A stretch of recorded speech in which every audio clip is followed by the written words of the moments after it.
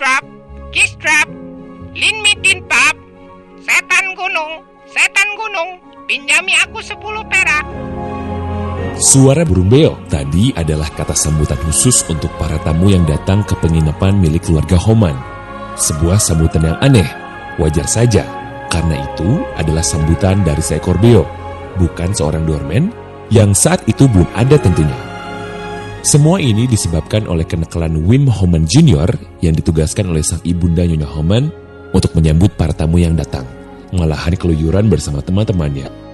Maka, kekosongan posisi penyambut tamu mengakibatkan burung beo peliharaan keluarga Homan lah yang menyambut dengan meniru kata-kata orang yang ada di sana. Pemilik penginapan ini adalah keluarga Homan yang berasal dari Jerman yang pindah ke Bandung pada tahun 1870 saat diberlakukannya hukum agraria yang mengizinkan perusahaan swasta atau perorangan memiliki tanah garapan atau kebun.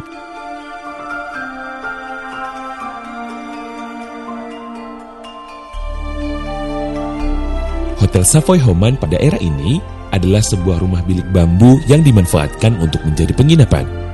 Saat itu di Bandung hanya ada 7 bangunan yang berdinding tembok.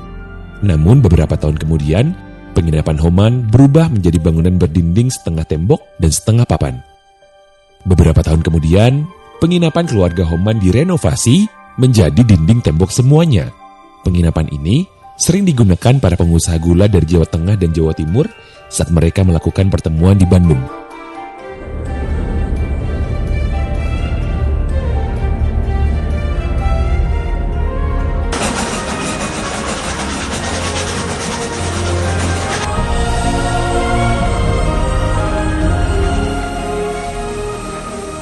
Seiring dibuka jalur kereta api dari Batavia ke Bandung, pada tahun 1884, penginapan yang telah berubah menjadi hotel dibanjiri oleh turis yang membutuhkan penginapan. Kehidupan pariwisata di Bandung pun semakin marak.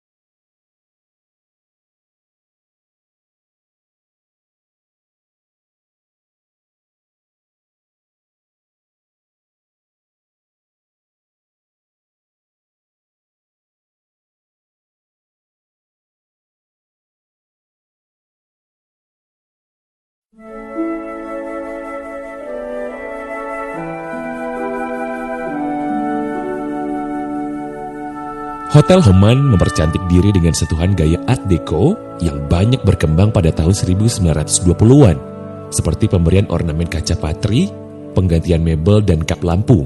Era ini, Hotel Homan dikelola oleh FRJA Van S. Hotel Homan kemudian berkembang. Selain sebagai tempat penginapan, digunakan juga untuk berbagai pertemuan seperti Kongres Teh Sedunia, dan Kongres Ilmiah Pasifik keempat. Selain itu, Hotel Homan pernah dikunjungi orang-orang terkenal seperti Sultan Pakubuwono X, Sultan Sri Mangkunegoro ke-7, Sultan Delhi, Raja Siam, serta pemain film kelas dunia Mary Pickford dan Charlie Chaplin. Pada tahun 1930, pariwisata Bandung semakin maju. Keterlenaan Hotel Homan menjadikannya lupa membenahi hotel, sehingga banyak tamu yang pindah ke hotel lain yang sudah mempercantik penampilannya. Maka, Hotel Homan menjadi sepi. Pada tahun 1937, keluarga Homan segera membenahi Hotel Homan dengan mengundang seorang arsitek handal, A.F. Albers. Hotel Homan menambah bangunan baru di pekarangan yang kemudian diberi nama Savoy, yang kemudian disebut Hotel Savoy Homan. Pembangunan selesai pada tahun 1939. Namun sangat disayangkan, hotel dengan segala fasilitasnya berantakan saat tentara Jepang datang ke Bandung pada tahun 1942. Pihak tentara Jepang menjadikan Hotel Savoy Homan menjadi asrama opsir Jepang. Tidak selesai di situ. Pada tahun 1945, Hotel Savoy Homan diserahkan ke pihak Belanda dan difungsikan sebagai Palang Merah Internasional. Baru setahun kemudian, pada tahun 1946, Hotel Savoy Homan dikembalikan ke J.A. Van Es, dan ia kelola sampai wafat pada tahun 1952.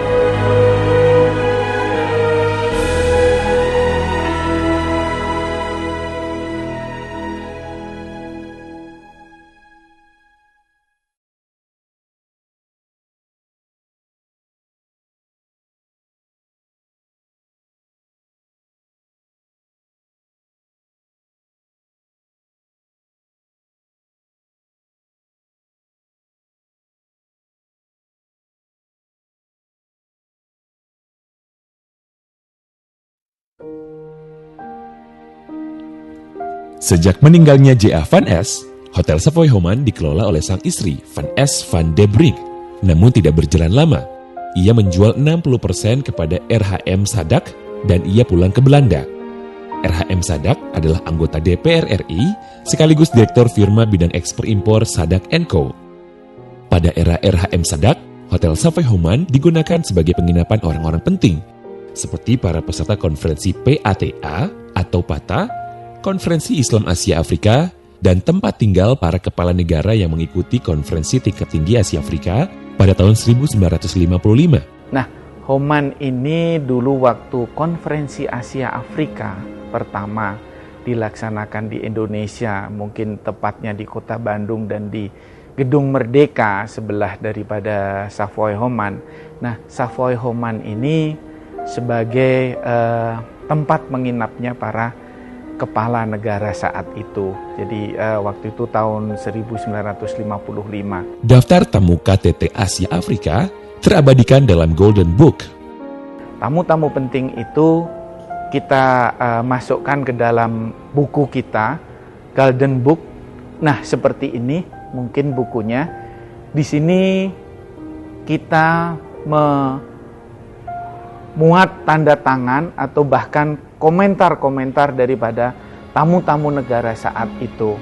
Di samping daripada tamu-tamu dari konferensi Asia Afrika, ini pun juga ada tamu-tamu waktu ada ILO Conference tahun 50 dan yang lain-lainnya. Tapi mungkin yang menjadi perhatian khusus saat itu adalah dari konferensi Asia Afrika tahun 1955. Nah, saat itu diselenggarakannya pada 18 April sampai 24 April.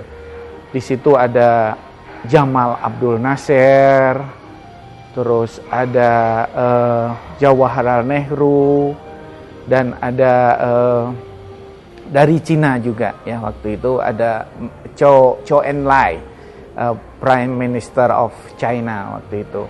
Nah, keberadaan daripada buku Golden Book ini sendiri itu kami simpan dan kita tempatkan di tempat khusus yang mana buku ini tidak akan tercemar dengan suhu dan kita pun hindari tidak akan lapuk dimakan oleh zaman. Nah, ini buku Golden Book inilah yang menjadi kenang-kenangan kita dan mungkin sebagai saksi sejarah saat itu.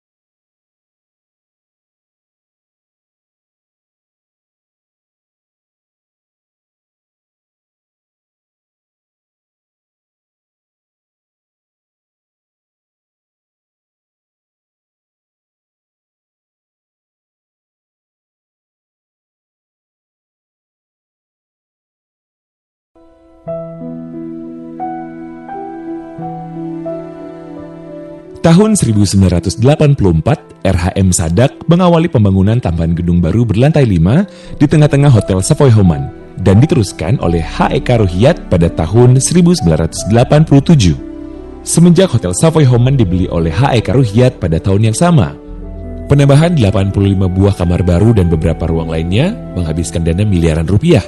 Pembenahan di segala sudut menjadi agenda utama H.E.K. Ruhyat. Namun krisis ekonomi yang melanda negara kita pada tahun 1997 berdampak negatif terhadap sektor pariwisata.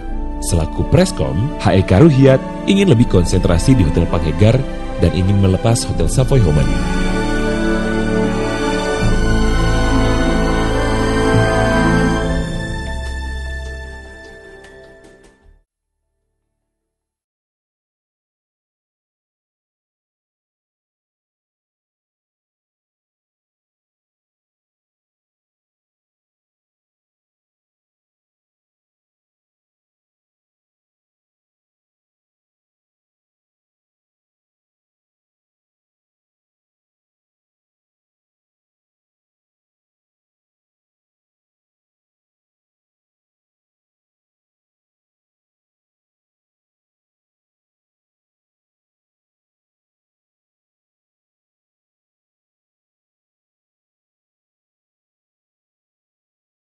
Savoy Homan 2000 selaku pemilik baru meliputi renovasi kamar-kamar di Asia Afrika Wing yang dibuat lebih luas, tower wing, dan garden restaurant dengan konsep indoor yang cozy. Selain itu, renovasi juga dilakukan di Sandwalk Cafe serta penambahan fasilitas baru yaitu Batavia Bar and Lounge dengan view langsung ke Jalan Asia Afrika. Dengan 147 kamar yang ditunjang fasilitas lainnya, Savoy Homan Bidakara Hotel telah banyak melakukan event-event penting yang menggunakan jasa ruangan meeting dan grand ballroom. Peresmian oleh Menteri Kebudayaan dan Pariwisata IGD Ardika tanggal 23 Februari 2002 sebagai momentum selesainya renovasi Savoy Homan Bidakara Hotel yang siap menjelang persaingan sehat perhotelan dan memberikan nuansa perkembangan pariwisata di Kota Bandung. Savoy Homan Bidakara Hotel kembali mengukir sejarah. Sekretariat Negara Republik Indonesia mempercayakan penyediaan kamar untuk peringatan KTT Asia Afrika yang ke-50 di tahun 2005. Di samping daripada konferensi Asia Afrika yang tahun 55, waktu Bapak Presiden Susilo Bambang Yudhoyono diperingati 50 tahun saat itu konferensi Asia Afrika, dan alhamdulillah juga Homan ini sebagai center point-nya ya untuk tamu-tamu negara saat itu. Pada pertengahan tahun 2007, Savoy Homan memulai renovasi ruangan kamarnya serta pembangunan sayap baru yaitu Millennium Wing. Interior baru dan inovatif menimbulkan kesan mewah, modern, dan nyaman namun tidak meninggalkan nilai sejarah. Ya, sesuai dengan wacana daripada Wali Kota Bandung, beliau ingin memindahkan MICE dari Jakarta ini ke Bandung. Jadi secara tidak langsung bahwa kebutuhan kamar di Bandung ini perlu ditambah. Nah, untuk memenuhi kebutuhan itu, Savoy Homan turut menambah fasilitas yang ada di Homan, yaitu dengan menambah jumlah kamar sebanyak 38 kamar. Nah, Penambahan kamar ini kami namakan Millennium Wing. Karena Millennium Wing ini memang di dalam kamar ini kita desain secara khusus. Jadi seperti bathroomnya, seperti ruangan interiornya pun juga berbeda. Jadi dengan penambahan 38 kamar ini diharapkan bisa memenuhi kebutuhan apa yang menjadi wacana daripada Bapak Dada Rosada sebagai Wali Kota Bandung. Karena kepuasan, kenyamanan, dan pelayanan kini di depan hotel tersebut tidak ada burung beo, tetapi seorang pria yang siap mempersilakan masuk sambil menyapa. Selamat siang.